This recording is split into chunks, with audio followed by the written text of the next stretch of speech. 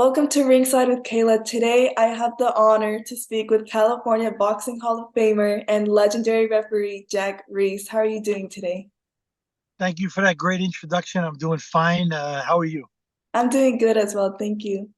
I had a really fun time learning and researching about you because it seems like there's nothing that you don't do. I learned that you were the captain for the LA Fire Department. You were a former amateur kickboxer and you're also a real estate agent. So it's just really interesting seeing all the things that you were involved in. Yes, I did all those things. I'm guilty. And then that actually brings me to my first question with how did you get into boxing? And did you always plan on being a referee, or was that a realization that sort of came randomly? That's a really good question. So I started as a kid growing up. I lost my dad when I was a young kid, and my mom tried to get me into sports to keep me occupied so I wouldn't get in trouble. And I had a good family friend that got me into ice hockey. And from there, as I was getting older in ice hockey, I was in my teens, my mid-teens. I was doing pretty good, and I got from I made this league that was like a travel league, and there were a lot bigger guys, and the age group went up to 20, and I was only like 15 or 16.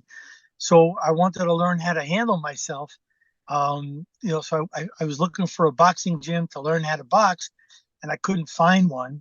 So near me, and my mom wouldn't let me take the trains down to this very famous gym in Brooklyn, New York called Gleason's. But it was too far, and she didn't want me coming back at night at 12, 11 o'clock at night on the New York City train system. So I ended up in a martial arts studio with a really great martial arts 10th degree black belt named Louis Neglia. And it's there where I started fighting, both a little bit of boxing and kickboxing, and did some full contact kickboxing at his studio. And then from there, I found the love of combative sports, and one thing led to another. And when it comes to reffing, I came out to California when I was 23 after a kickboxing match where I injured my foot, and I wanted to take a little rest. And I came out to California, and I never left. I ended up staying here and finding a job and making a living and all that stuff.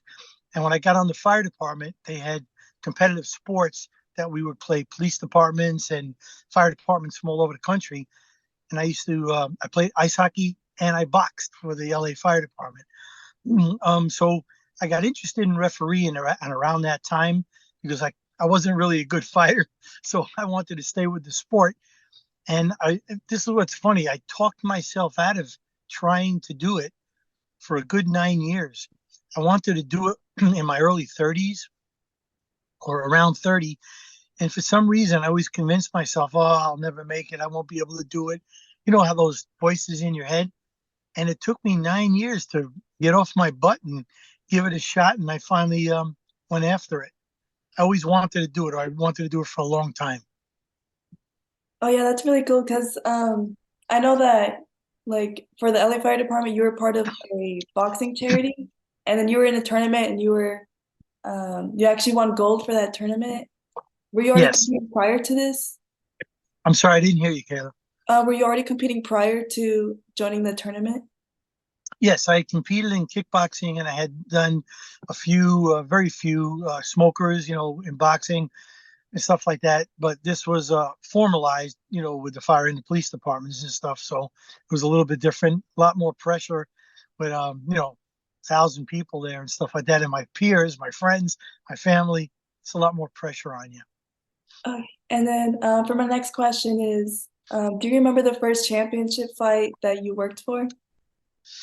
Unfortunately, I don't. That's a great question. I should look it up. I don't remember the first championship fight that I ever did. I remember the first fight I ever did, and I've got that picture on my wall in my house with the me and the guy who won. I'm holding up his hand, and I put it in a frame box set with the check that they gave me, and the program from the event. George, Mm. I can't think of George's last name right now. I just ran into him last week, in fact, or 2 weeks Oh, ago. okay. Okay, and then my next question is, what fight was it that you were assigned that made you realize that you moved to the next level? Wow. It's a slow progression, and they started me out from doing the 4 and 6 rounders and 8 rounders. They started me on some regional championships, which are, sometimes 10, but most of the time 12 rounders, say the NABF, the WB, I'm sorry, the NABO, or the other sanctioning bodies, junior organizations. And it was there I realized that if I can keep going well, they'll give me a championship fight or two. And I was fortunate enough to get that championship fight. I think it was in 2006 or something like that. And then slowly you start getting more, and you start getting sent all over the world to do these fights. And it's been great. And then, they come more and more the better you do, the more you do them. Because people get to know you, they get to trust you. What most fans don't understand is the promoter, the fighters aren't the only one that's a stakeholder. The promoters have a multi-million dollar investment involved, and they want to trust that the officials are going to be the best that they could be, and especially the referees, that they're not going to stop a fight too quick or let a guy get unnecessarily damaged. So there's a lot of trust that's put in us. And then I know you were the referee for the first heavyweight championship fight between Deontay Wilder and Tyson Fury in 2018. Yes. How did it feel being elected for that fight? And then how was that experience for you? Kayla, it's interesting that you say that, because just like in life, there's a lot of things that can happen that you think you're getting something and you don't. So with boxing, I've been put on some really nice fights. I was sent an email assignment. You are hereby assigned to this fight. And usually you get that assignment about 30 days in advance, sometimes even longer. And there's a lot of time between the time you get that assignment and that fight happens. And sometimes one of the camps protest you. The fighters' camps don't like you, or it's a backstabbing business. Someone makes a complaint about you to get one of their friends in. So I've been taken off of a lot of fights. And when I got that fight, I was extremely excited and happy to get it. And I just kept my fingers crossed, saying, well, I hope nobody gets me off of this fight. And then as we got closer, I realized it's nobody's going to get me off the fight, because the boss kept calling me and asking me if I needed anything and what would I like to see. Is there anything I needed before the fight? And I did have quite a bit I wanted to have him do. Excuse me. Okay, and then how was that process with, getting ready to referee for a fight? Does it take like a really long process to do that? It's interesting that you asked that question, because I treat myself like a fighter before I have any fight. I have a routine and I have a system that gets me in the zone. And with boxing refereeing, it's a little bit different than other sports, like pro football and pro basketball. While the players are warming up, the umps and the referees are warming up on the field with them. Where in boxing, if I didn't ref in 6 weeks to 2 months, I walk into an arena cold, I get in the ring, and I haven't been in the ring in 2 months. Um, I gotta be ready to go. I gotta be in that zone. So if I haven't been in the ring for a while, I will go to a local boxing gym and I will move around while the fighters are sparring, just to get my hand-eye coordination and my movement down, so I'm not thinking about that in the ring. It's like riding a bike. You want to just get used to riding that bike again. And I personally treat myself like a fighter. I'm pretty selfish with my time the days leading up to a fight. Like, it's fight week for me too, and I go through a routine that I have, studying fight tapes on the fighters that I'm reffing. I also look at all kinds of situations that I have written down, that I've kept this book, a journal, for over 25 years, where situations have come up in fights, and I remind myself the options of what to do in those situations. And lately I've been collecting videos, not only of other people refereeing, but of myself in situations that I've handled already. So if those come up, like, I'll watch them 2 days or 3 days before I go do the fight. And your brain doesn't know if you really did it or you're just visualizing. So those films help me get in the zone, and it gets that neural pathway in your brain working. So if I watch myself do a knockdown where a guy gets hit when he's down, and I watch what I did, it's fresh in my brain when I walk into that ring 2, 3 days later. And that's how I do it, and I get myself ready. Okay, And I that's eat actually good. cool. and I eat good and I sleep good, and I don't let anything interfere with anything I'm doing, especially the 2 days before the fight. I shut off the phone a lot and I don't bother with people. Mm.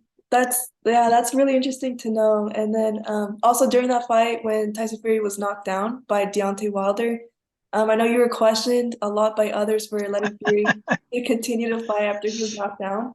What would you say you wish others would know about the right call that you made that night? Well, there's a lot of things I'd like them to know. There's a lot of hype between the fighters and the commentators and things for the fight. And even Tyson Fury was trying to sell the rematch, and Deontay Wilder was trying to sell the rematch because they had a rematch clause. So they were both claiming controversy, not controversy, Wilder was. And Fury, when they asked Fury, um, he said, I was unconscious, I was out. And I've got the videos and I've got pictures, and I know what I saw when he got knocked down. I went down and I turned and I picked up the time from the timekeeper. And when I turned back, before I started counting out loud, I wanted to take a step in to see if his eyes were open or not. And I took 2 steps and I saw his eyes wide open by the time I got to 3, and then continued to count. So he wasn't unconscious. He was hit pretty hard. He was rocked, but I wouldn't say. Let me get this sun out of our way here. Yeah, I don't think he was unconscious. He wasn't unconscious, like they say, and just some other things that people have a tendency to say that really isn't true. I apologize. The sun's coming in through the Oh no, window you're fine, and you're messing fine. me up. You're fine. And then I know like there was like a sort of process that you did in order to know if Fury was able to continue to fight or not. I believe it was something like you made him like walk side to side, I believe, or something. Great question. So, first of all, I'm looking at when it's happening. I'm looking at the quality of the punches, how they landed, what type of punches they were, what his body language was after he got hit, on the way down, how he landed, and what he did when he was down on the ground. So I followed him through that process and turned, like I said, came back and started walking towards him. And the biggest thing I saw was his right leg was up. He was resting his foot on the bottom of his foot, and his right knee was up. So I knew he wasn't unconscious, because if he was unconscious, that leg would have been flat down. The other thing I saw was that he was, like, I don't know if he was aggravated or just a reflex. He was squeezing his gloves while he was laying flat on the ground, thinking, maybe saying, all right, get up. I don't know what he was telling himself, but he wasn't unconscious. So then I started counting. The whole time I'm counting, I'm assessing him. I'm watching his body language. I'm watching his reaction. And when I said 5, he opened his eyes up much wider, like almost like grunted, took a breath, rolled over, started rolling over really quick, and stood up. And at that point, I wanted to make sure he can intelligently defend himself, because I had Deontay Wilder across the ring, 6'7" or 6'5", 225 pounds, with a monstrous punch that was going to come over and try to take his head off. So I had to make sure he can really intelligently defend himself. So I counted to 8. I made him answer a few questions to see his cognitive skills in responding. And then I made him walk 3 steps to the right and 3 steps to the left, to show me and the doctors and the commission that he's fully capable of carrying his body. And I'll give you the short version of this. Any drunk can stagger forward, and you could see when a cop pulls a person over who's they think is intoxicated, when they have reasonable cause to believe that they're intoxicated, they get them out of the car and they might make them walk on a straight line. Then they make them turn completely, 180 degrees and go back.